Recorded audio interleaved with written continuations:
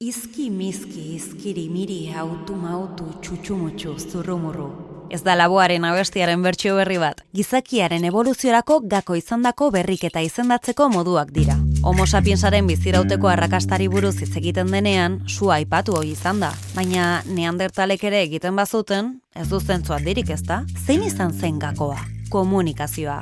Homo sapiensa animalia soziala da, eta gizarte lankidetzan oinarritu da bere biziraupena. Beraien inguruneko informazioa partekatzen zuten. Batetik, arriskuen inguruan edo pagotzen inguruan informatzeko, eta bestetik txutxumutxuetarako. Fidagarria zer edo nor zen, tranpatia edo gaiztoan nor zen adierazteko. Bai, duela 70.000 urte txutxumutxuak ezinbestekoak izan ziren Homo sapiensen iraultza kognitiboan. Informazio fidagarri horren elkartrukaketari esker, kuadrilla txikiak kuadrilla handiagoetan antolatzen hasi ziren, eta lankidetza mota estuagoak eta finakoak garatu ahal izan zituzten, neandertalak alboratuz eta primateetatik guztiz bananduz. Adimentsuagoak bihurtu ginen horrela.